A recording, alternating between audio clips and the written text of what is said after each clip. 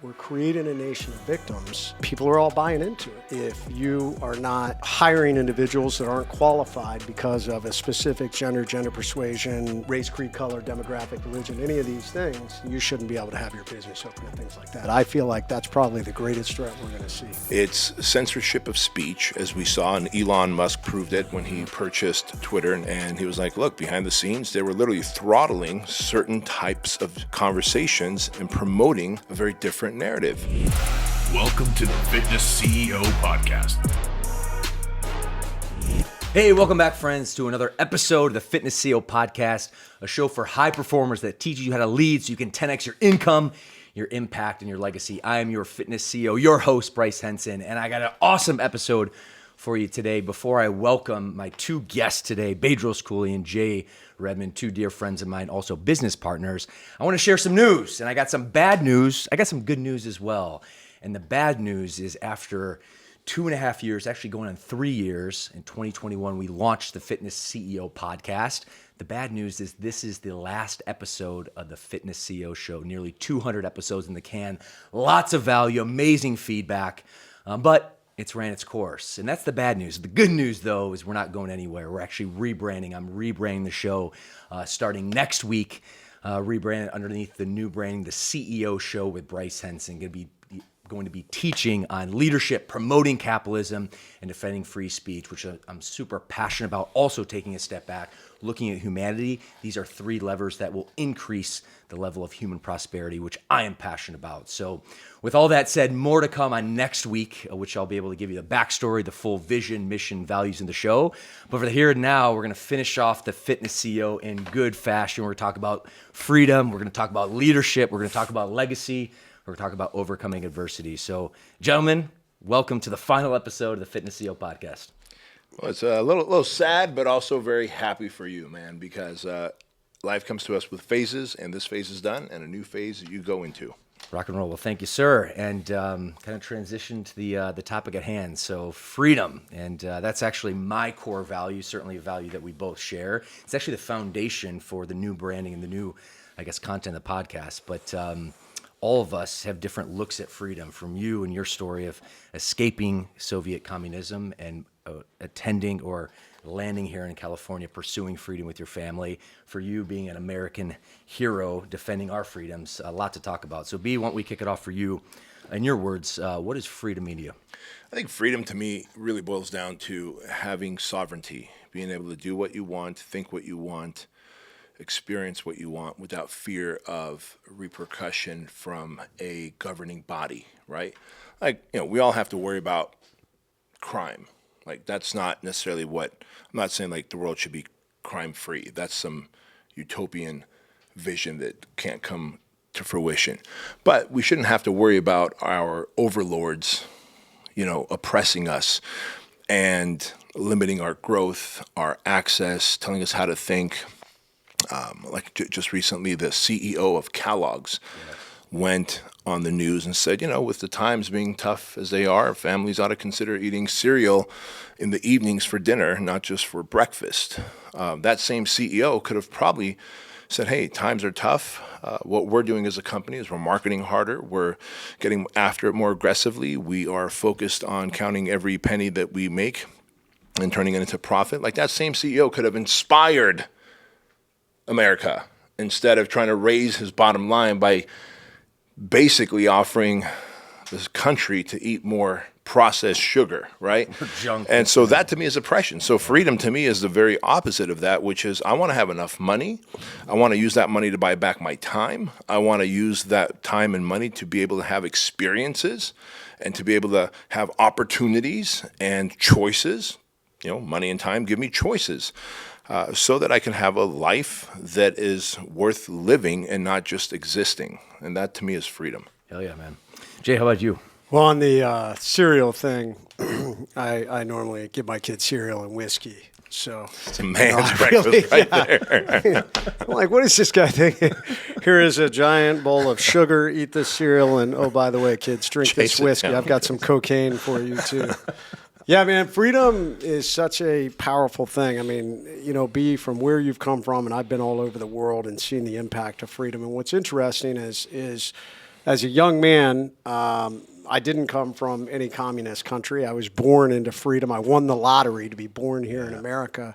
But I got a great understanding and appreciation for freedom because I had a family that came from service. The stories I read about my grandfather serving in World War II, my great uncle, my dad served in the military. I always wanted to serve in the military. And you began to understand the power of freedom as I went around the world to see oppressed societies, to see the impact of massive poverty in socialist and extremely repressed areas of the world that were dominated by violence and crime and criminal enterprises. So down in Central and South America, I saw the impacts of the drug cartels and the violence that dominated down there. And then obviously after 9/11 happened, seeing the impact of Al-Qaeda, the violence that they sowed, the extreme form of Islam and Sharia law that they imposed on people and that they would kill, rape, maim, justify, all in the name of their own belief system. And then obviously seeing that with the Taliban. And we don't have any of that here. I mean, as much as people want to slam America for really minor problems in the grand scope of things, this country's amazing. Yeah. And the freedoms that we have that allow you to get out and be successful are astounding. There's no other country in the history of the world at this point in time, and definitely probably within the last 300 years, that has enabled individuals on their own cognizance to have the freedom to go out and build something. So for me, there was the first side of freedom, as B talks about, that sovereignty as an individual. But then getting out of the military, I started recognizing there's almost a second level of freedom that most Americans take for granted, and it is the ability to free yourself from the system. So many people in this country and around the world grow up in the system. Well, I'm a worker. I work for someone. I work 9 to 5. I'm just there, you know, and they just settle when they don't realize it's almost like in the Matrix. You can break out of the system and your success and failure suddenly comes on you. You're not dependent on anybody else. And that is the freedom that comes from being an entrepreneur.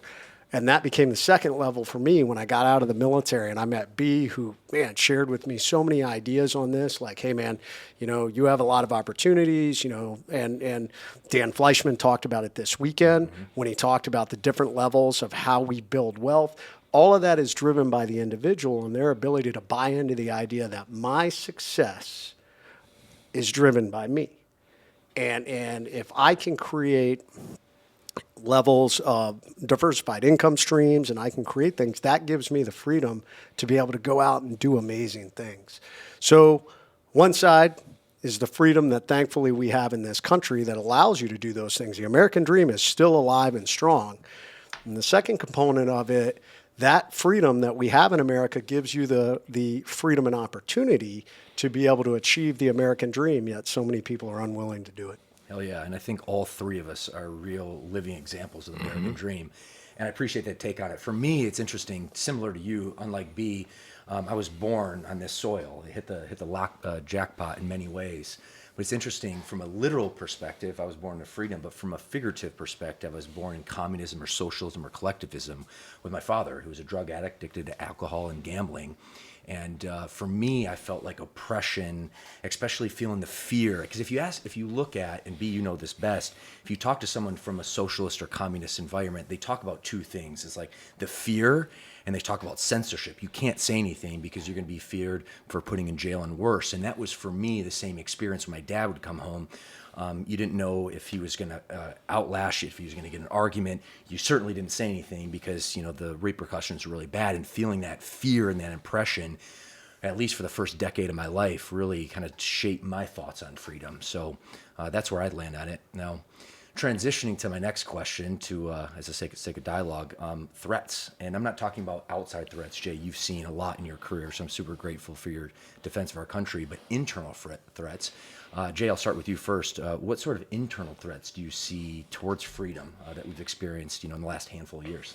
Man, I mean, it is strange times right now. I mean, there is a there's a threat on individualism and freedom of thought is really what it is. And I think we were a nation that was built on this idea. Freedom of speech, one of the most powerful things we have, and that is one of the marks of a great free society.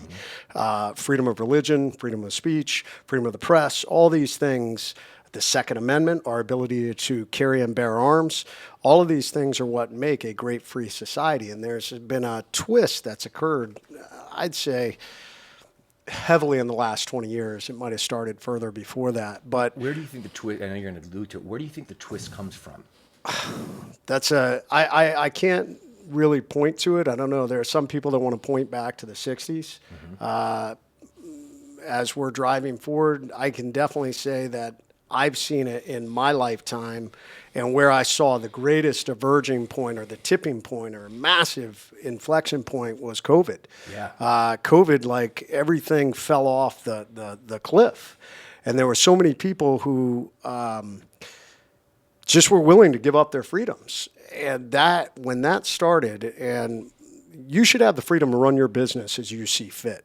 In my opinion, the government should only have multiple roles, very small, limited roles. I am a fan of limited government. When it comes to, it should be national defense, because that's one of the things as citizens, we can't defend ourselves against a foreign country and their military might. We can come together and try to do it, but we've built up an amazing military to do that. And the second part becomes, we don't want businesses to rape our citizens. So, sometimes we need to put some things in place. But even that, I'm not that big a fan of. I'm a big fan of free market economy. And what happened in COVID is suddenly the government came in and said, oh, well, we're not going to let you run your business because we're afraid or there's issues, many of them that were unfounded. And the problem is most citizens were like, Roger that. That sounds good. We love this plan. And from there, you started to see it permeate into other things. One of the biggest things was the cancel culture that started. Hey, if you say something against what we're doing, then we're going to cancel you and shut you down on social media and all these things. And we've never seen that in America. America's always been all about First Amendment rights. But there were people who were like, I don't like what that guy's saying. Bedros Keuilian wants to keep his gyms open. We should shut him down because he's a threat to the health and welfare of the nation. That's insanity. And people keep accepting it. And then it's even gone even further into this whole woke world where we're more concerned about, gender persuasions and all these different things. I call it the victim mindset. We're creating a nation of victims, and people are all buying into it. And instead of focusing on the strength of the individual, we're almost focused on the other path. These individuals like, hey, even though you're more qualified, you built this great business, if you are not hiring individuals that aren't qualified because of a specific gender persuasion, race, creed, color, demographic, religion, any of these things, then you shouldn't be able to have your business open or things like that. So all these things are coalescing to create this weird inversion of freedom that I feel like that's probably the greatest threat we're going to see, or the greatest threat we're facing right now as a nation. Totally. B, what's your take, bud? Freedom here in the United States is protected by a document that has been prevalent since the inception of the United States itself, the Constitution. The number one attack that we're seeing is the erosion of the Constitution, right? And you can't erode it. You can't just tear it up and throw it away and say this is an old document. But what you can do is begin to go, well, don't you guys all think that there's more than one gender or two genders? Yeah. Great. Well, maybe the old Constitution is an old way of doing things. Don't you guys think that when they wrote the Constitution, the Second Amendment was about muskets and not so much about AR-15s? Well, no, not necessarily. AR-15 is the modern-day version of the musket, right? If the military had a cannon, today the military has a F-22 Raptor, and we have AR-15s. And so it's the erosion of the Constitution because it is the only document that makes America free. No other country has this document. And when I became a naturalized citizen, I swore an oath to protect and defend the Constitution from enemies foreign and domestic if I were called to join the military and as a citizen, right? I don't know if that's the case when you're born here. I certainly know that's the case when you enlist into the military. And as I was looking at my, naturalization certificate that I got some 20 some odd years ago, almost 30 years ago, I was like, man, just like back then, I would be honored to defend the Constitution. Yet we see a constant erosion of it. And it happens through mainstream media. So who is the enemy? Who's the opposition that's eroding the Constitution? Because if we take that one document away, the United States becomes no different than any other country that can then globalize. So it's mainstream media, it's social media, it's the destruction of the nuclear family, it's censorship of speech, as we saw, and Elon Musk proved it when he purchased Twitter, now X. And he was like, look, behind the scenes, they were literally throttling certain types of conversations and promoting a very different narrative. And I agree with Jay, what he said. Like, there was this almost flipping of a switch during COVID. March 16th, 2020 was like the launch. It was like, okay, we spent the last 15 years softening up the hearts and minds of society. Now let's test if we successfully soften them up enough to basically throw their hands up and say, you know what, take my freedoms away for effectively what is a common cold, the flu, right? And they tested it, and sure enough, like if we're going to build a car and put the engine, put the tires on, whatever, well, guys, we've been working on this thing for a year and a half. Now let's go take it on the road and see if the wheels are going to fall off or not. I believe 2020, March 16th and beyond, COVID was really a test to see if they softened us up enough. And clearly they did. I mean, everyone was willing to shut down their businesses. Everyone was willing to take a measly $1,200 check from the government. Everyone was willing to see businesses close down. No one questioned why we can walk into Walmart and Target and basically lick doorknobs and that's okay, but we can't walk into a Fit Body boot camp where we created our train in place philosophy where you touch nothing of no one else's, and yet our locations were getting fined $5,000 a day in some states like California, Michigan, New York, etc. If that wasn't an attack, a deliberate attack on small businesses, and small businesses are what are the backbone of this country. It's the entrepreneur that's built this country. And we let it happen. We let it happen. And today we're seeing something new came out, I think 3 or 4 days ago, that said, well, the new guidelines for COVID are basically treated as though it's the flu. The same as the flu. Yeah. Right? Mm-hmm. The CDC put that out. Yep. 2 months before that, Fauci was like, I don't know where this 6-foot rule came by. It was just arbitrary. We just came up with it. Made it up. Just made it up. No one is saying, like, let's get his head on a stick. No one is saying what happened to all those businesses that shut down.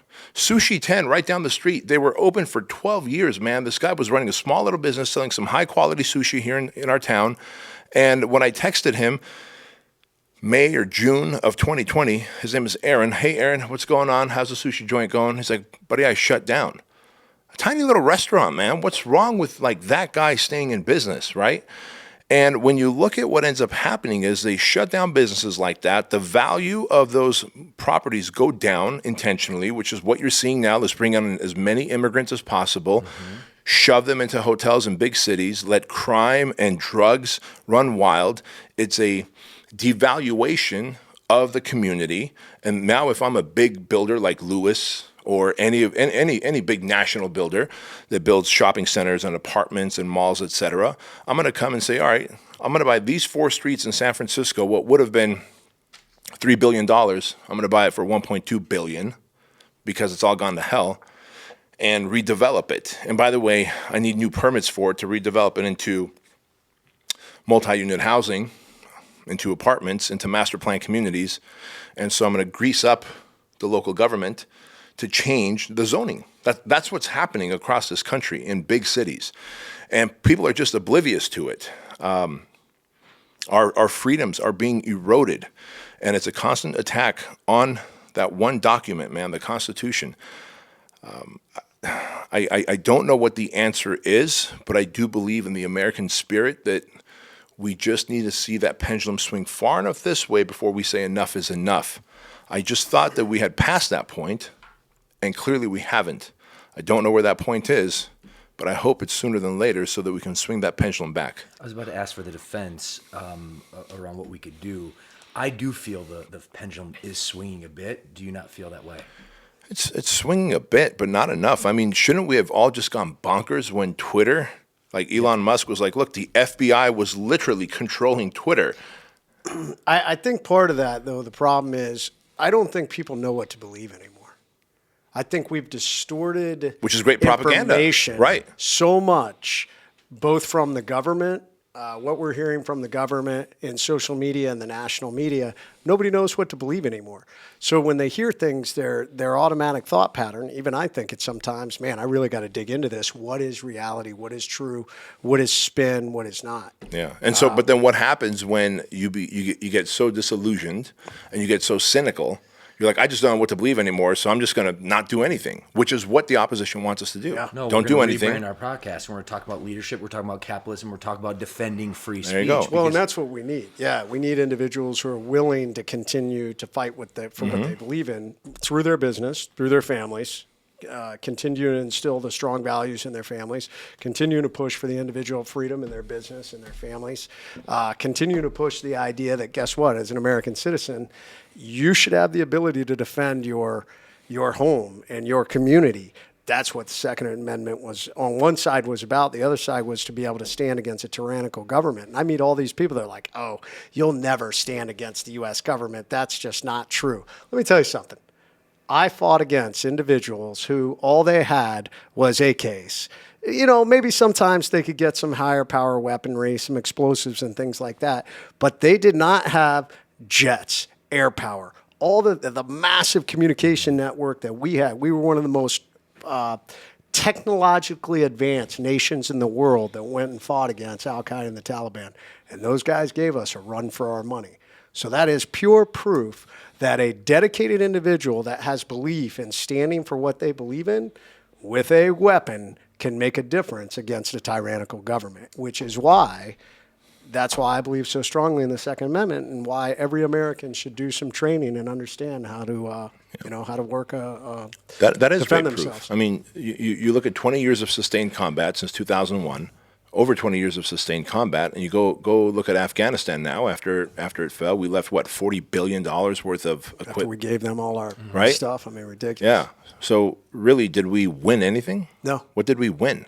Nothing. What did we win? And that's amazing to me that anyone on the political side thought that was a good idea, that we were going to turn the country back over to the same people that we fought against in the beginning. I mean, that was mind-boggling to me. I don't understand. I'll never be able to understand that. But with that in mind, I mean, you proved the point right there that with AKs, you said, and with very inferior forms of communication, but they had heart and will, they fought off the U.S. military, the might of the U.S. military. And not once, but twice. They did it against the Soviets. Against the Soviets before we came in there. And some of that's terrain, but some of that is we were in a position to really, we could have won that war if we were willing to go all in, and we were doing a great job of it. And then there was a pullback, and then the decision that, hey, we're disrupting. Corruption is always a part of anything. And in the Afghanistan war, we obviously had government officials who were corrupt, that were colluding with the Taliban. They didn't like American force. I mean, we saw it firsthand when I was in Afghanistan. We were told, because the government leaders and the village elders basically said, hey, these guys are flying in the dead of night and they're blowing up our doors and coming in and they're taking our people away. Well, yeah, the people we were taking away, 90% of the time, were bad people. But the village elders, with the government officials said, man, we don't like this. So, of course, it went up to our government and they said, we don't like this. And then it came back down and they said, well, you guys aren't allowed to do this anymore. You can do daytime operations. You got to give them 48 hours notice, and you got to come knock on the door. They called them soft knock operations.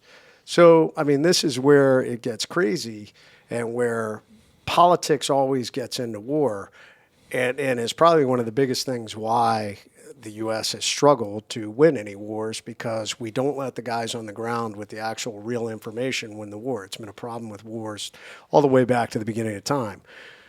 Probably World War II was the last war where we allowed the generals and the people on the ground truly to make the decisions. Politics paid, but we were willing. Look at what we were willing to do. Right.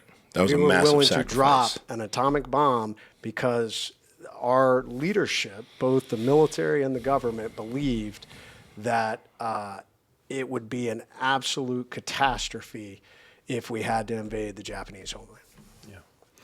Well, for my take, to put a bow on it, but the things, just to reiterate a couple points, but what I've seen in March 16, 2020, I mean, it was a defining moment. And censorship, for me, is a huge issue. And my great-grandparents escaped communist socialism in Poland because they couldn't communicate what they wanted to communicate. And seeing Elon Musk expose, big government, big tech, and specifically what was concerning to me is I'm a firm believer, free market capitalist. If you want to launch your own app, Jay, if you want to launch your own app, you have all visibility and autonomy to do whatever you want to do with that app.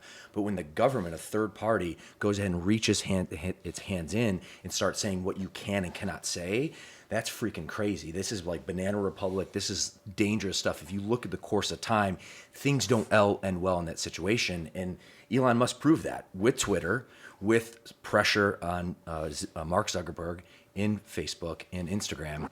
And for me, that's a telltale sign of big concern. So I see freedom of speech being a bedrock to our society, to capitalism, to freedom of growth being attacked, which is why I'm passionate to, again, not only just the branding, but really, really dive into free speech protection. And the last thing that I've seen, and to your point, B, it's probably been building over the last 10, 15 years, but I would say the word capitalism, and I believe that the issue is with our indoctrination of our education system, but the word capitalism has somehow gotten a bad name. And you're hearing like concepts of collectivism, socialism, and communism have a good name. And it's mind-blowing to me. If you look why our country has been great, why we've been able to succeed, is because of entrepreneurs, free market capitalists, taking risks, adding value to people. What I love about capitalism is, number first, it's very selfless. You have to add value first. You have to take risk, add value, help someone else first. Then you can take on the profit. Where socialist, collectivism, and communist type of environments are the exact opposite. They promise you're going to get all this free stuff, but the reality of the situation, there's no free lunch in life. There's nothing for free. And for me, I think that's an issue with the education system, indoctrinating our young people. So when I look at, our freedoms and them being under attack, those are the two things that I see in recent years. Yeah. Did you have a point? Well, I was just going to say it's never worked. In the history of the world, it's never worked. There's never been a successful communist or socialist state in the world. Yet it's amazing to me that we run these cycles where people go, we can make it work. We're going to try this again. Venezuela went down this road, and look at the horrific state that Venezuela is in. And any people I know that come up to me, typically it's more young people in this country right now who are like, hey, we should, redistribute wealth and make all this great, and it's going to make this great utopia. And I'm like, I want you to take a look at something. Why do so many people want to come to America? The reason they want to come here is because the American dream is still alive and well. But what's interesting is the people that come here from socialist or communist countries and they become naturalized citizens, they are the biggest ones saying, do not go down the road of socialism. It doesn't work. Yes. So it's amazing to me that you have the people who have lived it, who are saying, who are the staunchest advocates, yet when you try and talk to anybody about it, they say, they don't know what they're talking about. It's amazing. But Jay, to that point, and this is, the new direction of the show, I'm going to be teaching a lot of content. One of the things I'm going to be doing is interviewing people from Venezuela, people from Cuba, people from East Germany, people from, these socialist and communist hellholes. And I'm not talking about the people from them. They're great people. I'm talking about the system involved. But to your point, a lot of the biggest free market capitalists are immigrants who've left where they've came from and realized this is the opportunity, but there's no guarantee. You have also the freedom to fail, which is a good thing. It's liberating from my perspective. I've come to the belief that socialism, communism is really the equivalent of poison wrapped in cheese, right? Or you can look at it as medicine wrapped in cheese. Like if you're going to give your dog medicine, you're probably going to wrap it in cheese so it tastes better and doesn't taste so bitter. The idea of it, meaning if I came from Mars, right, and I've never experienced anything on Earth. I came from Mars, and I'm like, someone tell me about socialism and communism. How does it work? Well, we all pool up our money, and we all split it evenly, and we all have the same. We all live a happy life. The ideology of that sounds pretty fucking cool. Sounds great. Like, you're my friend. These are all my friends. I want all of us to have the same. And I don't want to be lording over you, and certainly don't want any of you to lord over me. But the reality is, when applied, and we've seen it in Venezuela, Armenia, Soviet Union, Cuba, you name it. When applied, China and North Korea, it never works that way because it is the tool of the opposition that want control. So it's like, hey, the idea is, and look, young people are the most idealistic, right? That's why there's this ebb and flow, because it's always sold to the young kids coming out of high school, going into university, indoctrinated in university, that this would be an amazing way, wouldn't it? Yeah, that way we don't have all these capitalist pigs who are, why would capitalism be such a bad thing? Right? Well, it's because they're indoctrinated coming out of high school, going into universities, told that capitalism is bad, socialism, communism is good because it shares the wealth and everyone is equal and we want equality and we want equity.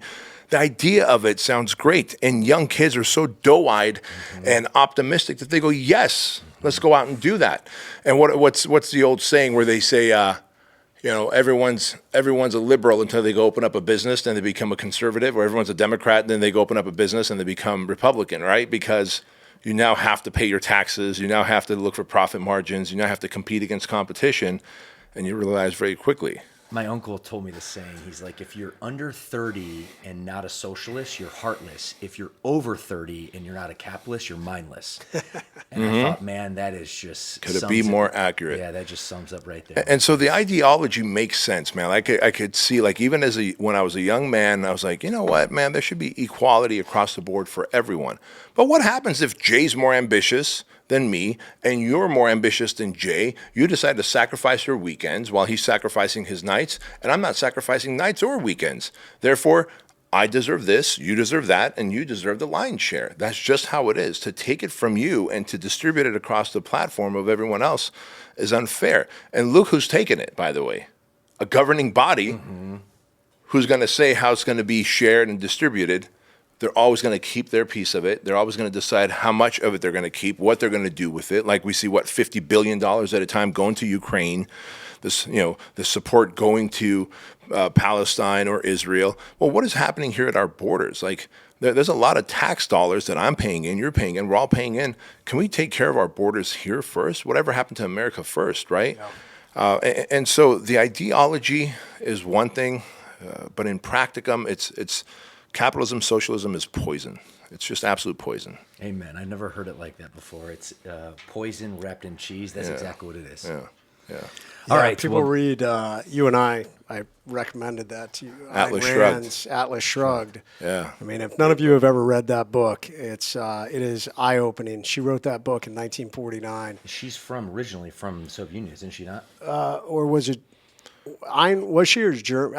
Either one, yeah. I thought it was East Germany. Was it East Germany? I think it was East Germany. Yeah. So still a communist country, Yeah. yes. Yeah. And it's mind-blowing because everything you see that's happening in America right now is pretty much what they describe in that book. Big business. I mean, just replace, and I don't agree with, Elon Musk would be a great example, but some of our greatest titans of industry are being villainized for their success, and everybody else just wants to sit back and reap off their labor. So it is an interesting book, and I really recommend people to read it. But you asked the question, when does it change? I think freedom, I've written this before, freedom's kind of like air. If you have it, you just breathe it, and you take it for granted. None of us ever walk around. I mean, when was the last time you walked out the door and were like, gosh, I wonder if I'm not going to be able to breathe when I walk out the door? Although those of us who have trained know what it feels like to get choked out.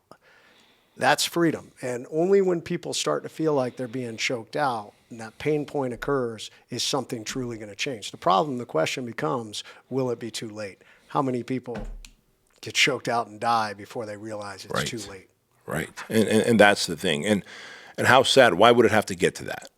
Right? Because people are, as humans, oftentimes we need pain in order to actually react. Yeah, well, Tony Robbins says pain will motivate people more than the desire to escape pain will motivate people more than the desire to go towards pleasure. And that is true. That's human nature. And so maybe when the pain gets worse, and the rest of us that have a little more common sense, we just have to wait around for the knucklehead peasants to be in more pain.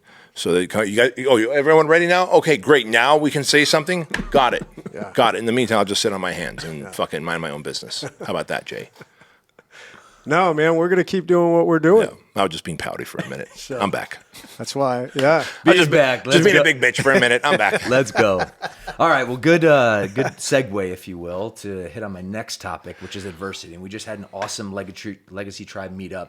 We had over 100 of our Legacy Tribe, groups, members out in Temecula, Southern California. We were teaching about mindset, overcoming adversity, leadership, etc. And adversity is something from a business perspective we've all went through, from a life perspective. So, B, I want to kick it off to you. What was one of the most defining moments of adversity in your life that you overcame, and how'd you do it? Well, I've been blessed with a lot of adversity in my life. So I would say probably one of the most defining moments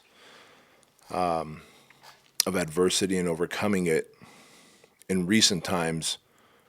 I'll give you two examples. In recent times, it was COVID, because you were there by my side as we went through COVID. Let's face it, like restaurants and fitness businesses, brick and mortars felt like they were the most under attack. Correct. And of course, as we run Fit Body Boot Camp, we felt massively under attack. And that was a high level of adversity. Up until that point, I suppose I always felt like maybe I have a rabbit's foot stuck up my ass. I've always been lucky with creating businesses and being successful. And then I questioned myself a good amount in 2020, wondering, like, do I really have the leadership chops to be like a wartime leader? And I questioned myself a lot in 2020, like that adversity. And it wasn't until I got to the enough is enough moment, feeling choked out, actually, where I was like, fuck this, we're going to be the virus against this virus. We're going to be the COVID against the COVID. Like, we're going to go on the attack.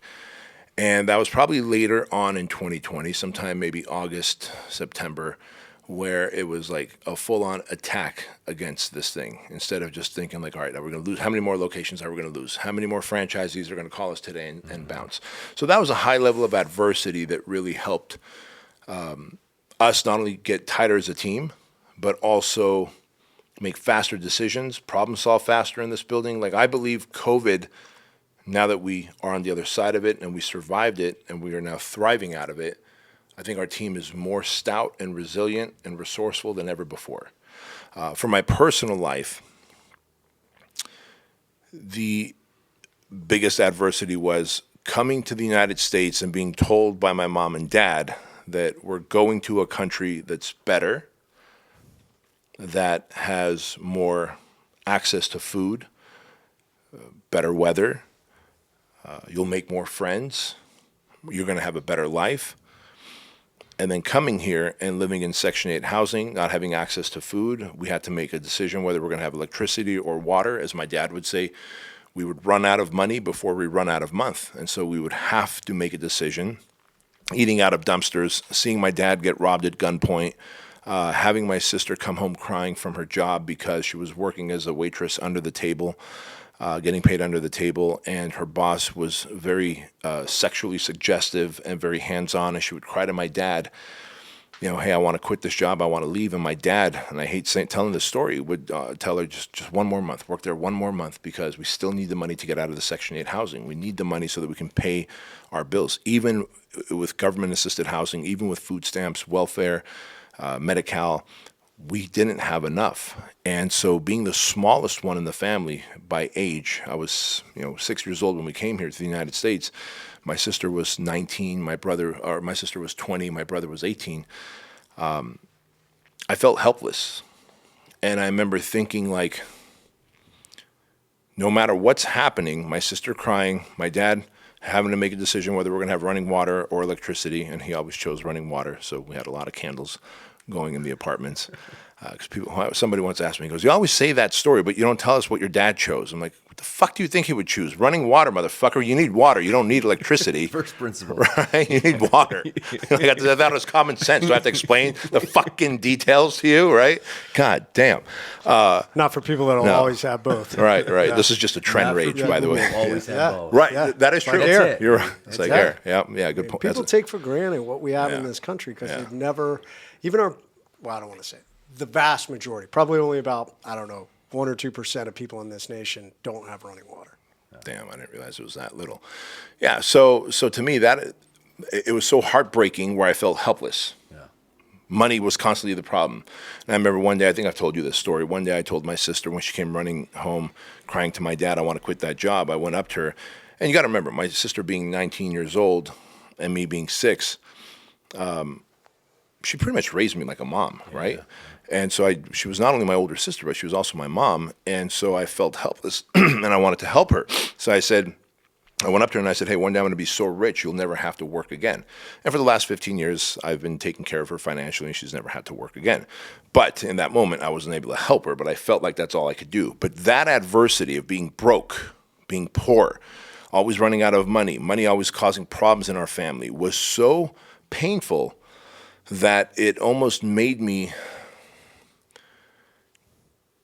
into this machine that had to figure out how to create money, create multiple streams of money, create money that was automatic, create money that was passive, create money that's able to scale, create money that's able to scale and sell, that money would never be a problem in my life. So both of those things, whether it's 2020, the adversity of 2020 and COVID, as our mega business was under attack, and also being poor and broke and always running out of money, I do believe there's a seed of opportunity and growth in every adversity, but you have to look for it.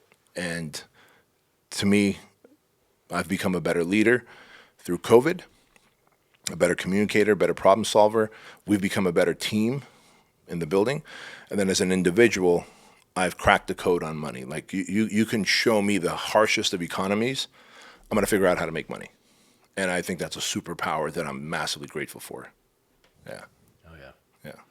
Love that. Thank you, B. Yeah. All right, Jay, man, fire away. I think this one's pretty easy in terms of the adversity, at least the thing that I'm thinking of. But why don't you share some insights? That's what's funny because it won't be the thing you're overcame. thinking of. B, and what's sad is, I just think about that, and you're not the only story. There's so many others out there that are similar to your story.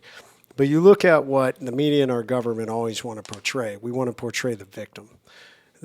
Because for every one of you, there's 100 who didn't dig themselves out, who accepted that this is the lot in life that I have, that I'm never going to be able to get out of this. Yet, there are, I don't know, I would say hundreds, but probably tens of millions of amazing individuals like you who came from poverty, who came over to this country and grinded and achieved the American dream. Those should be our heroes that this government is highlighting at all times. Mm-hmm. Like, this is what made this country great. It's individuals like you who have achieved the highest pinnacles of the American dream, and we don't. Instead, we feed this narrative of if you're born into poverty, if you are the wrong race, if you don't believe in whatever it is, you're never going to be able to overcome. Yep. Only the government can basically help you a little bit. We'll give you some money to help you, but you're not going to be able to overcome on your own. So I don't understand that. It frustrates me every time I hear stories like that. Like, man, why do we not have massive propaganda around Bedros Keuilian on a big sign like, hey, kids, grow up like this guy, Captain Armenia.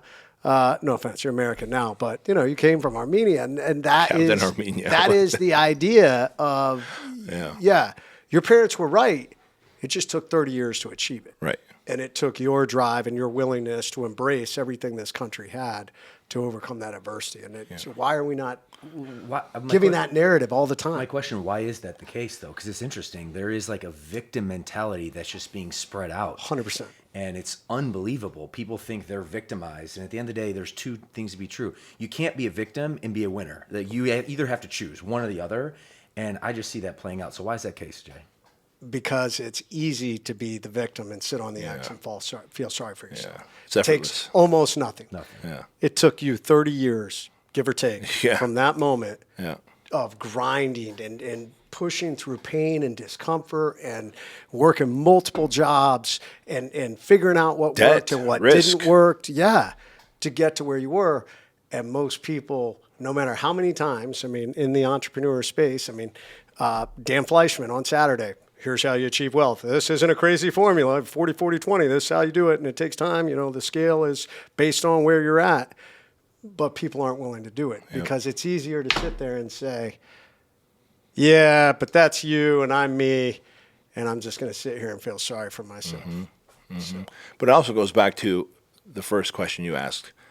And that CEO, I mean, I don't know the CEO of Kellogg, but I imagine he's a pretty intelligent dude to be able to run such a big brand, right? Has to be. Probably has a lot of self-awareness, has a lot of grit, ability to assess risk and problem solve.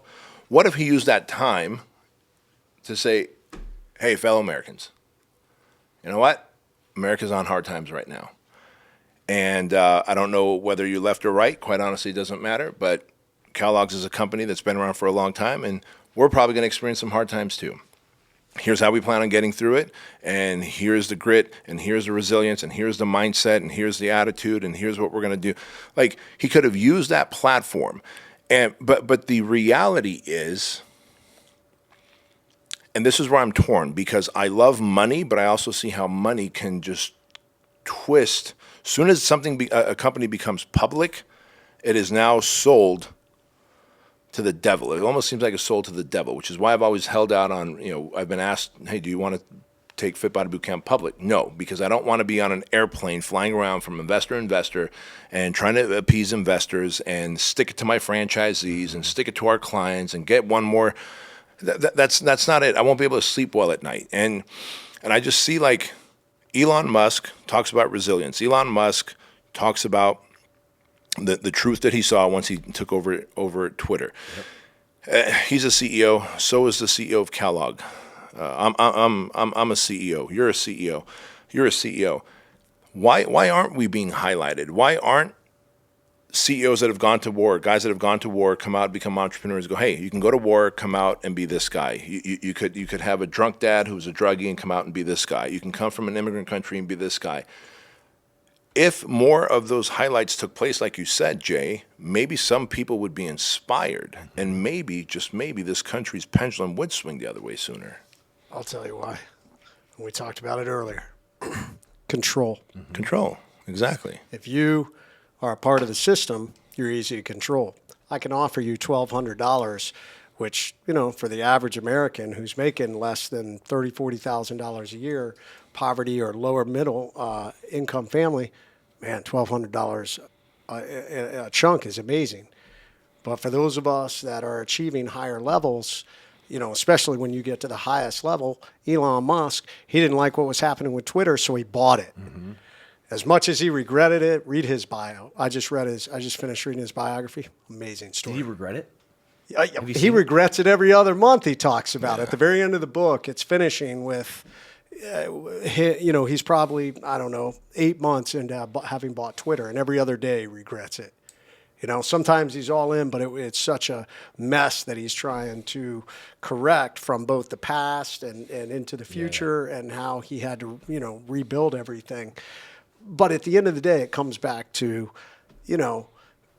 individuals who are running their own path, who are leading themselves, who are achieving their own levels of financial freedom, we're harder to control. Mm-hmm.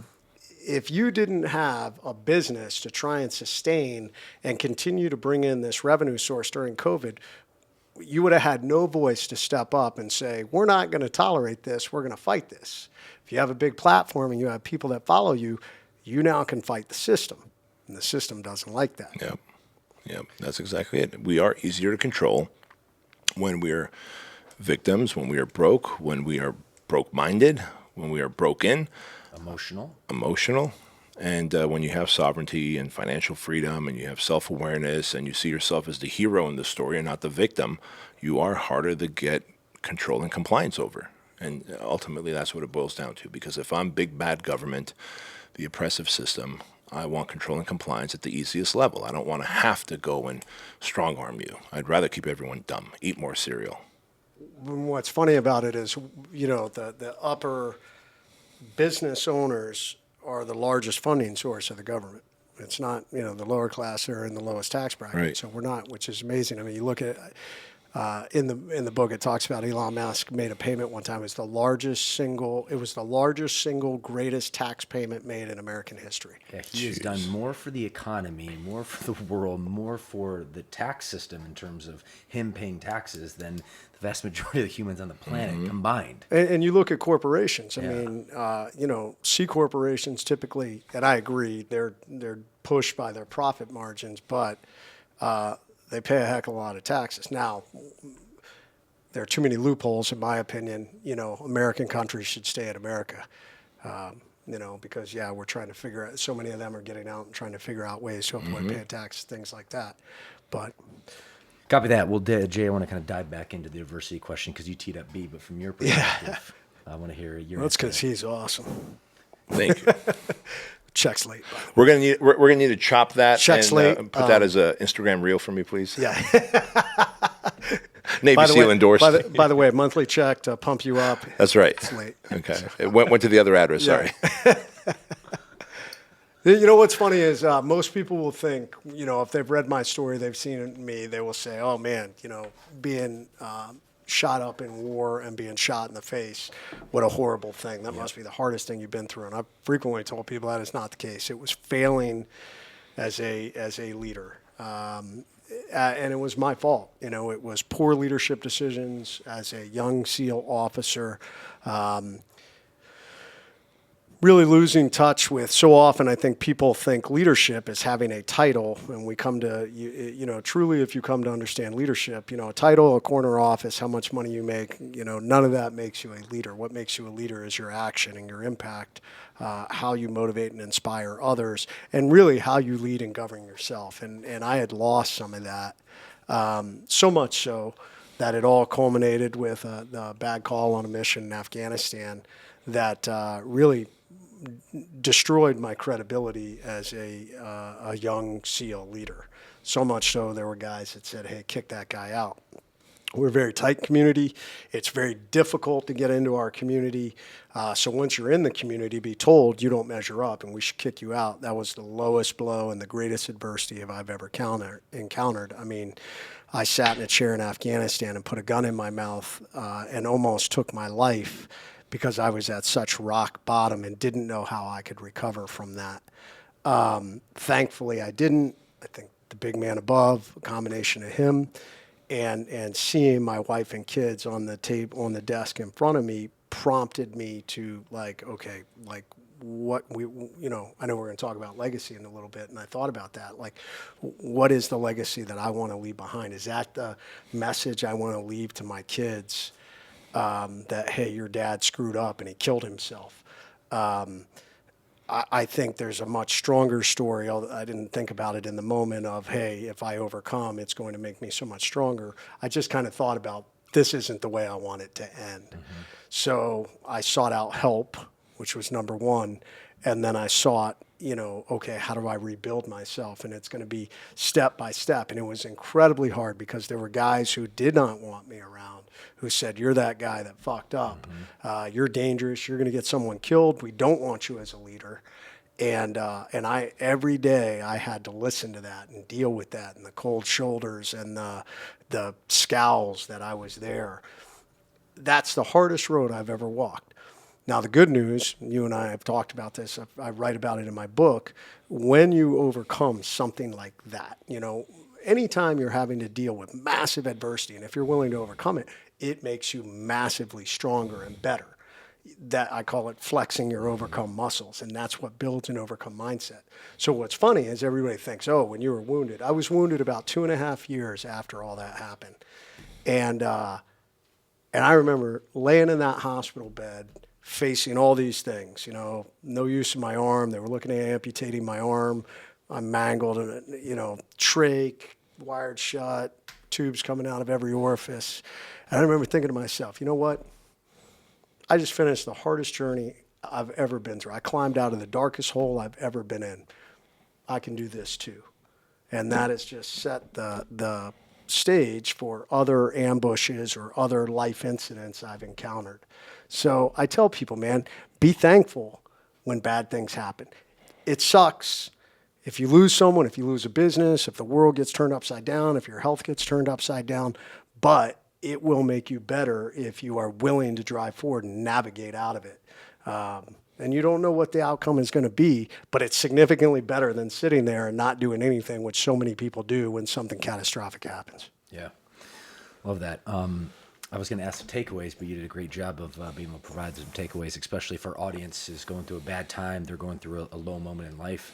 How do you overcome that? Anything else to add specifically if someone's listening to your story, your journey, you're about to put a gun in your head and end it, they're in that tough situation. What was the learning lesson? How'd you overcome it? And what's your piece of advice to someone listening right now? It's funny, just today we dropped our content. It went into the Legacy Tribe, and it's about starting over. And in this life, everyone, we all talk about it. You talked about it earlier. We go through peaks and valleys in this life. It's part of being human.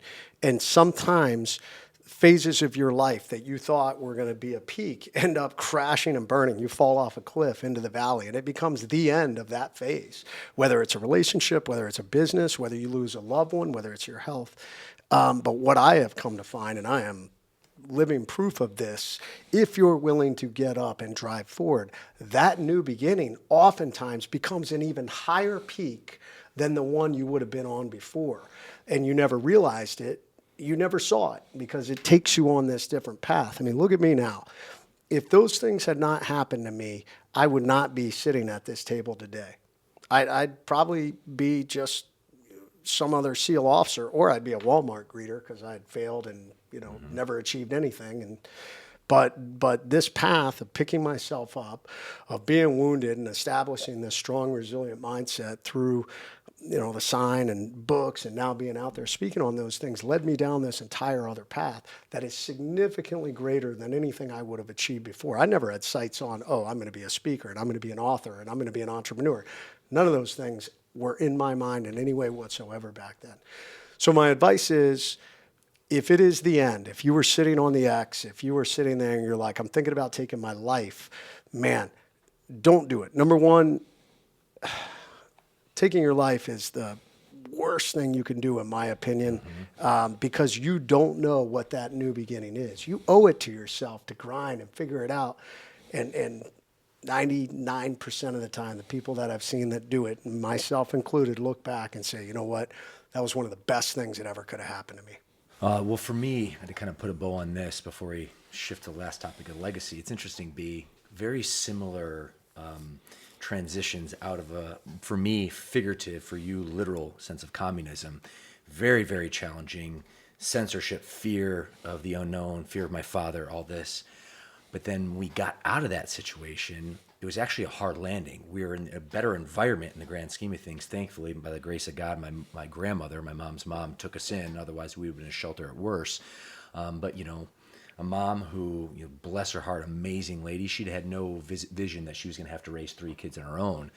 So it was a hard landing. We, too, used to run out of money before we used to run out of months. So the following decade, while there was a lot more advantages from a stability perspective, the fear, the anxiety, if you will, seeing my mom Donna cry and be concerned in terms of where that next meal was going to come from. So that was challenging from the youth, and very similar stories in that way. But it wasn't until later on in my life, probably the biggest sense of adversity was kind of self-inflicted. Interestingly enough, even though my father was a drug addict addicted to alcohol and gambling, I too ended up following that path and became addicted to alcohol and drugs, for that matter, as well. And it was, if you look at it, it was actually an unfreeing situation. I was in handcuffs, if you will. And it took me a hard time to realize that I had an issue with alcohol, because when I thought of someone who was an alcoholic and had an issue with it, I thought of the homeless person drinking out of a brown paper bag underneath a bridge, kind of like my father, not to that extent, but ultimately just didn't have his poop in a group, right? But for me, it was not the case. I'd always get my stuff done. I'd work really hard. Our friend Craig Ballantyne calls it binge drinker, so it's more the binge drinking, capacity. But Jay, similar to you, in kind of merging your story, what I realized is, number one, I wasn't being a leader of myself first and foremost, and I wasn't being a leader for my family, for my loved ones, for my team, and for my clients. And going through that journey, what I also realized, someone near and dear to me, someone that I absolutely love to every fiber of my being, seeing her go through the same issues with alcohol, it then came to this big aha where I realized there's probably nothing that I can ever do for her to help her stop drinking alcohol, but I need to take a look in the mirror for myself and clean up my own street. And taking that step was probably the hardest decision, the hardest thing I've gone through personally in my life, to face up to my demons and also to get help. But it was ultimately the biggest value in my life. I wouldn't be sitting here, in front of you today if I didn't take that leap of faith, remove alcohol from my life, and really open up a level of freedom that I haven't experienced to this day. I wouldn't be your CEO, I wouldn't be business partner with you. So, if you're listening to this, doesn't matter how dark, your situation is, doesn't matter how bleak it looks. Like, you have the ability to overcome. You have the ability to push forward. You have the ability to, get supported and make something of yourself. So, for me, that's the message I want to share specific to this part. So that all in mind, to finish off the last bucket, the theme, if you will, is about legacy, because we're on this call because we want to live an awesome life, we want to make a big impact, and we want to leave a legacy for others. So, I'm going to look to you first. From a success perspective, how would you define success in your life, and how do you differentiate success and legacy? I kind of look at success two ways: pre-kids, post-kids. Before having Andrew and Chloe, success was defined by money and the acquisition of things, right? And then as Di and I had Andrew and Chloe, I was like, man, what is really success? Well, it's taking this money and buying back my time so I could spend it with these two kids more, have more influence on them than my parents had on me. Because in the beginning, when it's just you and your wife, you kind of develop this ability to make money. You're just focused on making money. The more money I can acquire, more stuff I can buy, and you feel successful, right? You got a nice watch, some nice suits. We're going to nice places. We went to the Grand Canyon, and we went to Hawaii together. But then you have kids, and you're like, what does success really look like? Well, what if I can help these two kids become far more impactful on this world than I ever was, because I can get them the advantage that I didn't have, right?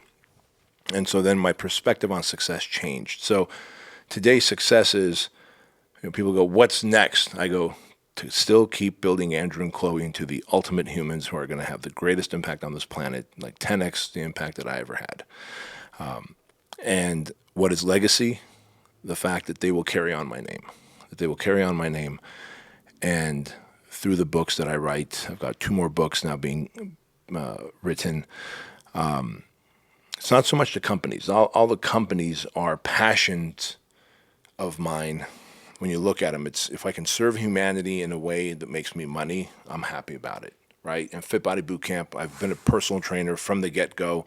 Fit Body Bootcamp is just me personal training tens of thousands of people worldwide every day, and they don't even know it. It's through our franchise, right? 60,000. We have 60,000 clients worldwide. There you go. You get a chance to do that every day. 60,000, right? Like, how freaking crazy every day. I remember thinking, man, if I can just have 15 clients, I'll be happy when I was a personal trainer. 60,000 now, right? Every day. And then when I think about, Trulian supplements, again, like, if I could make a supplement that I would give to my mom, to my sister, to my daughter, to my wife, what would it be if it was just absolutely clean? We created Trulian supplements. If I could create an apparel line, or in this case, I ended up investing in an apparel line, Trulian, that's like American made and stands for something awesome, that reminds people that hard work is not dead, grit is not dead, that everybody does want to eat, but few will hunt. Right? Like, I was like, I jive with that. Can I buy into that company and help you grow it? The businesses that I have are part of who I am, like the passions that I have. I want American-made products. I want the highest quality supplements. I want a business model that doesn't intimidate women to go into the gym. Because I grew up in big box gyms, and I remember women would walk into big box gyms and they'd be intimidated. They wouldn't go into the free weight room where they would get the most results from, arguably, right? They'd go sit on a piece of equipment. They have no program to guide them. So they would just do 1 or 2 sets, 3 or 4 reps, and move on to the next thing. There was no structure. And then I would see them walk up to the juice bar, buy a 600-700 calorie smoothie and walk out. And I knew she probably burnt about 120 calories in here, but she was walking out with 600 calories in a smoothie. She is going to put on more weight with this gym membership. And I was like, man, what if there was a model that we, look, Fit Body Boot, we don't even have mirrors because we know that our avatar at Fit Body Bootcamp doesn't want to look in the mirror right now, like doesn't want to see themselves in the mirror because they don't see what they want to see. That's cool. That's no worries. You got a mirror at home, so let us change your body here at Fit Body Bootcamp. And so success to me initially was I'm going to build companies that are going to make me money, and these companies are things that I'm passionate and excited about. And then it later became, after having kids, realizing that I want these kids to have the ability to make 10x, each of them to have 10x the impact on this world that I ever will. And so I started pouring heavily into my son and daughter, Andrew and Chloe. And now Andrew's 18, Chloe's 16. And then the legacy is that they'll carry on my name, that they'll, like Chloe, I went to Chloe's school just started flag football, girls flag football. Like she is in the inaugural class of girls flag football. And me and all the other parents had to reach out to the superintendent because they wanted to have like a tiny little season for them, just 6 games, and that's it, right? Like, no, let's do a full-on legit season for them, right? So we had to reach out to the superintendent and lobby the superintendent, and then finally they gave in and they did it. And to see Chloe go like, thanks, Dad, I really appreciate that. You stood up for us. Like, and, they were trying to create a booster club, but they have no money because it's girls flag football. The male coaches from the regular football team didn't even want to help. So I was like, what is it? How much money is it you guys trying to raise? And once I figured out, here's the money. Go get the coach, go get the season, go get the field, whatever you need, right? The soft helmets that they need for flag football, which Chloe's like, I'm not going to wear that. I'm going to look stupid. I'm like, good for you, baby. No soft helmets for you. But all this to say that legacy to me is when my son and daughter look at me and they go, I'm fucking proud of you. And Chloe was like, dude, thank you, Dad. And she sits next to me in that little meeting. While the other kids didn't sit next to their parents. They were outside playing. Chloe just sat next to me with pride, like listening and taking notes and what we're going to do. We're going to call the superintendent and how much we're going to donate. And she's texting Diana because Di had class. Like, hey, here's what we're going to do to make this thing a full season. Like, that to me is legacy. Like, I know they'll do that for their kids and they'll do that for their kids. And like, that is legacy to me. So success used to be money, and then it was having these kids end up impacting this world 10x more than I ever will. And then the legacy part is them carrying my name along and then, seeing my name on a book. Hopefully I'll have written several more books before I die. But like my dad wrote that book. My dad had the show on YouTube. My dad had this podcast, and you can go listen to him and he'll drop wisdom. They'll never have to be embarrassed about the message that Dad left behind when he left. That to me is legacy, and I'm massively proud of that. Boom. Yeah. I love that. Mic drop. Jay, how about you, bud? Follow that. Ditto. What he said. Andrew and Chloe. What he said. They're my kids too. Andrew and Chloe is so close to my heart. Yeah. So proud of those kids. I would say success for me is impact. And it's interesting, and I think B touched on it. I won't. Yeah, you home run. That was like basically you walked up to the plate and you pointed and you just cracked that. You broke both these lights. Yep. People are unconscious back here. There are people drooling on themselves. Can I just say something? Just remember what you were going to say. So every Wednesday, I think we've probably missed 2 Wednesdays, but for the last, 4 years, 5 years, I don't know, however. Ever since we met. Pretty close to that. Almost. So 4 or 5 years, every Wednesday we send each other it started off as a joke. Now it's like a voice shot where we catch up on life, and then we follow it up with a joke. Although he's better with the jokes than I am. I don't know if that's true. And he travels a ton, right? So he'll be like in the Delta Lounge. He's like, Bedros, motherfucking Keuilian. Like just the greatest hype man, right? And I'm like, I'll be driving, listen to his voice shot. Like, yeah, ready to fucking drive through traffic, ready to drive through walls, right? Yeah. This is a Navy SEAL talking about me, right? My friend Jay, right? It's so cool. Like I just waiting for that message. And sometimes it'll be like come in Thursday or Friday because we're both busy, and I could just tell that it's like when he just kicks it off and his voice just starts trailing off and he's just getting that last breath of air. I'm like, what a fucking great hype man. But anyway, so thank you. Anytime Jay's around, I feel like my head's bigger than ever. And today, once again, breaking lights and people unconscious in the background. Yeah. So go on. Somebody help that person. Right.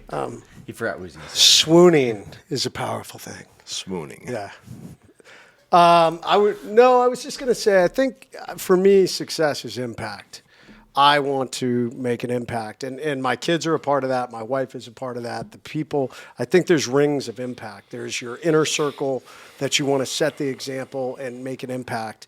And that really goes back to where I wasn't leading myself well when I was younger, and now I want to be at all times. I want to be setting the example. I want the inner ring of people to see me setting that example and creating a positive impact. I see that in both my wife and kids. We just finished writing this relationship book, and it's amazing. Many of the principles that I talk about in my books, my wife and I agreed they're the same principles, applied maybe a little differently, but the same principles that have made our marriage invincible. So to be able to join with her now and to be able to spread that impact to other couples that are out there, to watch my kids grow up, and as they're encountering problems or challenges in their life, to hear them use my vernacular on things like, to hear my oldest daughter tell my youngest daughter, we don't quit, we're Redmans. We will drive forward and figure out a way. To watch my oldest daughter, use my point man planner and write out, hey, this is my long-term goals. This is my mission. This is my course. This is my 3 Ps. That's impact. Knowing that, you've set an example that others want to follow, that's leadership. And that's, I think, an amazing gift. B, and I got to give you credit, man, you have been probably one of the biggest that has shown me the power of how money can help make impact. Because I didn't grow up with that. I never thought about that coming from the military. I never looked at that. But now I've seen it. And maybe I'm not able to stroke these giant checks yet. I'm growing thanks to your mentorship and tutelage, both as a friend and a coach. It is pretty amazing to be reaching a point that you understand that. You look at the highest levels. You look at Elon Musk, regardless, that guy has incredible impact, and he's able to do it this highest level. To put people on the moon, to create these electronic cars, he's been able to do that both because he's creative, insane genius, but also through the money he's raised and applying it to it, and then he doubles down, he reinvests. I want to be able to make impact at that level, even if it's not at the highest, even at a smaller level. When I have a friend that reaches out and says, hey, I'm raising money for XYZ, can you help? Here you go, man, absolutely. I was never able to do that before. So I often say that I hope that when people look at my life, I hope that when my kids look at my life, I hope that when my wife, anyone that reads a book, anybody that follows us, or anybody that even watches this podcast, they will say, hey, man, that guy made me better. That's impact. Hell yeah. Beautiful. Well, I can relate in a lot of different ways from my definition as well. It's interesting. I feel in one way that success and legacy has always been tied with me. And the reason I say this is from the very beginning, ever since escaping my father's grasp, I very quickly realized money was an important tool. It was something we didn't have, and kind of like the analogy in air, I'm going to take that with freedom. If you have freedom, if you have money, everything's good. When you don't have it, then it becomes very noticeable that you don't. So from the very young age, 9, 10 years old, I knew that I wanted to be a man of means, a man of money, a man of success. But going through, my early career, what I realized is I just didn't want success for success' sake. I actually wanted to help people have an impact. And I always say I would have probably been, gone into high finance or investment banking if I just was looking at money. Money's a very important thing to me, but I also wanted to mirror that with impact. And going through my own fitness transformation, it was just game changing for me, and it gave me freedom, gave me a new life, and I wanted to give that impact and give that legacy to other people. So in many ways, they've been mirrored. But I do believe, my first 4 decades on the planet, something has changed, and something is changing in me, even the last 6 months. I hope to have kids. I'm not as lucky enough for both of you guys, but the next year, that's the vision. So I know that's going to be a big driver in terms of my legacy. But even more than that, just, taking a step back and looking at what's more important to humanity. And this is why I believe that even that this particular content of this show, I look at, what are things that are very important to humanity that if I can help provide a legacy to leave on. Number one, leadership. I believe if we have more leaders in our society, the better. If you look at the fitness, health and fitness of our society right now, 80% of our population here in the States are either obese, statistically obese, or overweight. That's a lack of leadership of oneself. You can just take a look at the data and you can see that. So more leadership equals more success for me. More capitalism equals more freedom, more prosperity. And we talked about that earlier in the conversation, less collectivism, less socialism, less communism. To your point, there's been a million examples of this and it still keeps on rearing its head in different ways. So for me, being able to provide a legacy to humanity is providing freedom through capitalism, through free enterprise, through being pro-business, empowering people to help people and serve people. And lastly, as we talked about, freedom of speech and freedom of thought, you have to have, and I look at it from a leadership framework. When I look at leadership and I look at leading teams, you need to have a strong feedback culture.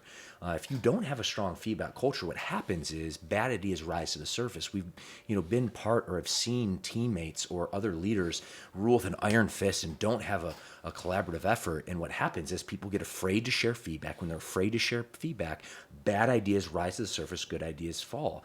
But the opposite is true. When you have a strong feedback culture, good ideas and bad ideas are able to circumvent. And I believe in human nature. I believe that we're all going to see if you have the freedom, a free environment to test ideas, both good or bad, I believe human nature will understand and vet out that, hey, this idea is good, this idea is bad if you have that platform. So for me, even changing the direction of my content, still along with my purpose, has been, a legacy play for me because I genuinely think that will help our future generations. So that's how I view it from my lens. That's beautiful. Love it. To finish this thought, gentlemen, we've talked about our own definitions. I want to kind of bring it home by providing some insight and guidance. If someone's listening to this, how can they build their own legacy? And maybe what are some actionable steps? And fresh off the Legacy Tribe meetup, there's probably some good calls to action and takeaways. So, B, want to hear from you, bud? Yeah, I think to me it's simple. Identify what legacy means to you, right? We figured out it means impact to one. It means having my kids do 10x more than I've ever done for this world. Legacy could show up in any way. You first have to define the destination, and then you work backwards in going, how do I get there? And I think most people just go, well, I follow that guy on social media. They seem happy driving a Rolls-Royce Phantom and having fancy watches, and so I think that's what success is. I want that. They're probably striving for something they don't even want. If you're not into that, don't. And I'll give you a great example of that. I thought, because Jim Franco, my first and original mentor, Jim Franco, he was about fancy watches. He was about fancy suits. Probably with the generation he comes from, I don't know. But when I started to make a couple million a year, I went out and I found a custom tailor, a bespoke suit maker, and I had 8 custom suits made with my BK logo on the inside. Each one cost between $6,000 and $8,000 for a suit, a 3-piece suit. And I had 8 of them made. I've got Rolex watch, a Cartier watch, Omega watches, Bertlings, Bell and Ross, because again, I thought that's what success was. And today they all sit on those automatic winders doing their thing because I don't wear watches. It's not my thing. Success to me is freedom. Legacy to me is having freedom, doing what I want when I want with the people that I want, and being able to literally dissolve a business when I want. Like you've seen me shut down businesses, or actually during COVID, I had 50% equity in that company, Fitness Marketer, and I just was like, hey, Jeff, it's all yours. It's all yours. It's just something I don't want to think about. So it's all yours. And to be able to take a business that's actively making money and go, it's all yours because I'm going to just focus on this thing right now, is a good feeling. So to me, it's freedom. But whatever it is that the person wants, they have to be able to identify it clearly. The more general you are, the more difficult it is to achieve that form of legacy. If you can go, I want X amount of dollars so that I can have a 5,000 square foot mansion with 20 acres surrounding it that's mine. a truck that's got 1,000 horsepower, with the time freedom realm, only working 4 days a week, right? Like that is specificity in a state that's free, near the ocean or near the mountains, whatever they might want. Be that specific and then go, what does that guy's life need to look like to get there? And you'll get there. But I think most people have the general idea and not a specific, and so they generally work towards something, never really achieving it, and they just realize like decades have gone by and they're old and gray, but really have nothing to show for it, and that's the saddest part. That's regret, the opposite of legacy. Yeah. Jay, how about you? What are some action steps for our audience who are inspired by our conversation today, but they want to figure out how to build their own legacy? What do they do? Yeah, I agree with B in the aspect that they need to identify at least some goal that's out there, whatever that is. You know, maybe you're making $45,000 a year and you want to make $90,000 a year. Identify how you're going to do that, and then something that I tell people, a real simple solution on how you can run your life every day. One of the things, we need a little bit of structure to accomplish those things. One of the biggest things that we talk about, the fuel hunt mindset. This physical machine we walk around in, you need to take care of it. And if you take care of it, it's going to give back to you. So physical leadership, if it's been years since you've worked out, get back in the gym, man. Do something. Move your body. You're going to feel better. You're going to look better. You're going to be more creative. You're going to have more energy, all the things you need to be more successful.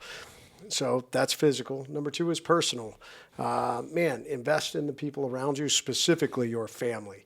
Because your family, man, I am very fortunate that my wife and I know you and I, power couple, by investing in my family and my wife and kids, it's reaped dividends. I mean, my wife and I run our business. We've written a book together, all these things. And then the last one, professional. What are the things that I'm doing every day to move the needle in our businesses?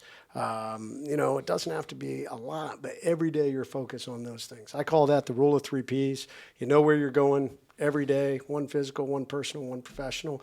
If you do that every day consistently, you're going to get there eventually. Because most people, they're super erratic. They may do it every now and then. They have this goal. They have no plan. That's just a simple thing that will move the needle, that will get you where you're going. You start to amplify that even higher. You're doubling down, you're doing more, you'll get there faster. And I love how you break it down into 3 Ps: physical, personal, professional. Just one thing in each of those categories. Hell, if you just do that one thing in each of those categories just for 1 year straight, you'll see a massive transformation in your life, right? Yeah. That's 365 tiny things towards physical, personal, professional. And you hit the nail on the head when you said they'll be erratic. They'll do it for a period of time, and then they don't feel good about it, or they need to sleep in, or they just didn't feel like doing it, so they'll skip one, and then now they created a new pattern of skipping workouts or focusing on their work or their personal development for like 2 months, and then they go back to square one. And how often do we go back to square one? Not we, because we're fucking savages, but how often do regular people go back to square one? Like year after year, decade after decade, they're back at square one, which is why there's resolutions. Like it's like built into the fucking model of peasantry, right? It's like don't stop something. Like you start something, don't stop unless the pivot's worth it. And for most, it's not. Oh, you didn't sleep well? Boo-hoo. Get up and work out anyway. You're a little under the weather, and so you're not going to make those sales calls. Shut the fuck up and make those calls. It's the erratic behavior that creates this destitute mindset, whereas someone who is not motivated, didn't sleep well, but decides to stay disciplined, the opposite of erratic, continues to do the work in those 3 Ps. I love it. It's so simple. Like just right now, as you said that, obviously I've got your point man planner. I'm like, you know what? I'm going to make sure now that I'm deliberately doing at least one big thing in the 3 P categories now every day. Like I do it every day. Sometimes they're big, sometimes small. I'm going to do one big thing. And like when I say I'm going to do it, like watch what happens in 12 months. Never mind like a decade.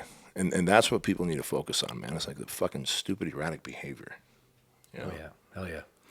Well, friends, success leaves clues. To finish off from my perspective, I would define success, and we cover that first and foremost. Number 2, and I look back at my own life, I got myself in shape. Get yourself in shape. If you're not in shape, then you're not going to be successful. You can't leave a legacy if you're not physically, to your point, in shape. So that will definitely help you in any endeavor.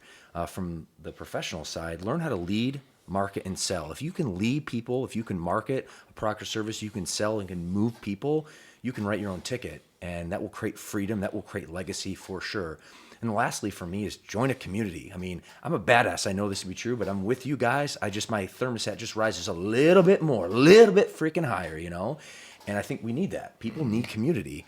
And, for me, that would be some tangible ways that if you're listening to this, you're watching this right now, and you want to create more success, more leadership, more freedom, more legacy for your life, you certainly can follow that mold. So on that note, I think it's probably a good plug, being that a good segue, if you will, being that this episode has been released last week of June, and we have our Legacy Tribe enrollment first week of July, so next week. So B, why don't you share with our audience what the Legacy Tribe is and a little bit about the program? Yeah, look, we've all heard the term that your net worth is a byproduct of your network. So we've heard that, and we go, yeah, okay, that's true. Yeah, when I count the number of people around me, and when I think about how much money I make about what they make. Well, okay, that's on the money side. And then we've also heard that you are the byproduct of the 5 people that you hang out with the most. All right, so you think about the 5 people that you hang out with the most, what are their habits, behaviors, traits, lifestyle. You go, holy fuck, yeah, they all look like pumpkins. I look like a pumpkin. They are all pessimistic, and I'm pessimistic. They're all about rumors and gossip, and I am too. So if you find yourself going, but I don't want to be like that. I'm different. I realize I hang out with chickens and crows, but I'm an eagle. Well, you probably want to surround yourself with more eagles, as you said.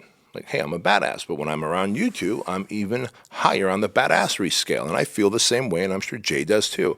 And so what the Legacy Tribe is a community of male and females who are driven by legacy to become better entrepreneurs, to become better humans, better leaders, better warriors, not just in wartime going and battling, but warriors of life, because life in itself can sometimes be a battle.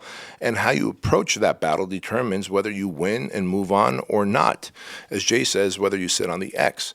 And so every week, every Wednesday, we're doing a live coaching and training session with the Legacy Tribe via Zoom, where we teach for 45 minutes or so, and then we take live Q&As with hundreds of members who are in the Legacy Tribe, right? And then on top of that, we have 2 live meetups a year. We just got done with our live meetup at my ranch in Temecula at Black Site Ranch, and we had 130 Legacy Tribe members come out. We put them through the shooting course evolution. We put them through the SEER evolution, where how they can escape, survive, evade, escape, resist.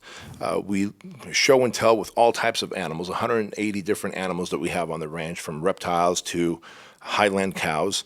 And then, of course, you were able to do a vision planning workshop with them, where it's like tightening down their vision for their life, 12 months, 3 years, 5 years. And best of all, they all got to break bread together, hang out together. And so many people walked up to me and said, dude, I realize like every single person here is like, they're cut from the same cloth I'm cut. I'm like, you're telling me that your new network has leveled up? They go, yes. I go, that's exactly what we were trying to do at Legacy Tribe. And so it's a coaching platform to help you become a better entrepreneur, a better leader, a better human, a better husband, a better wife, just a better person in general. And we're really focused on whatever your goal is, how do we hit it? And for under $10 a day, like that's what the average person spends at Starbucks, right around $8 to $10 a day. Like you take that and you apply that towards your Legacy Tribe membership, and you're part of a community that is connecting every Wednesday on a live Zoom. And then we have a private Facebook community where everyone networks. And then twice a year, once at my ranch and once at BK Live, at my live event, they come together. Like if that's not a community that is designed to just level everybody up, I don't know what is. And when someone's like, well, how do I find people who are motivated, who are driven, who are ambitious, who think like me? Because the people around me don't. I'm like, join the Legacy Tribe. They're like, oh my God, I never thought of that. Because up until then, before we had Legacy Tribe, my coaching is $100,000, right? You got to pay $100,000 to join the Domination Year coaching program. And yes, guess what? You pay $100,000, you get to hang out with me. You get to hang out with a lot of my coaching clients. But $100,000 for a year of coaching is cost prohibitive for a lot of people. We created the Legacy Tribe just for that reason. It's $10 a day, about $297 a month. And you pay $297 a month, and you're part of a community that's going to help you thrive, that's going to help you reach your goals, that's going to help you make more money, have more meaning, and develop more self-mastery. And we believe in it so much that we say if you don't get the results that you're after and you're doing the work, take your money back. And I don't know any other coaching program that offers that. So I think everyone should actively go and click on that Legacy Tribe link, join it, join us on those Wednesday coaching calls, and then watch how your life transforms into the one that you've been visualizing in your head. It's a game changer. Boom, mic drop. Well, I appreciate that, B. Yeah. And as we finish off today, man, you guys fire me up. I appreciate your time. I know we provide a lot of value today. Jay, why don't you take us home? Parting piece of wisdom that we talked about: legacy, freedom, overcoming adversity. Someone's listening to this show and they're like, man, I'm inspired. What's your parting piece of wisdom for them? There's no accident sitting at this table. You didn't stumble, your family didn't stumble out of Armenia. Your dad made a very deliberate decision to take his family out of there.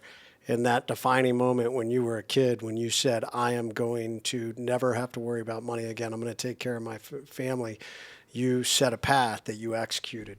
You set a path that you executed, never to live the way that your dad was living and to never have to worry about money. And I set a path to be better. I set a path to become a SEAL. I set a path after that to become a leader and an impactor. And now I'm setting a path as an entrepreneur. None of that is by accident. It took massive amounts of work to be sitting at this table. So my message to anyone out there who's listening is you are the answer to the problem. If you want to sit at this table someday, there was a great movie. It was a football movie back in the day, and I always loved it because they talked about a seat at the table. You want a seat at this table? It starts with you. B, you gonna finish that up? I got nothing more to say. Boom.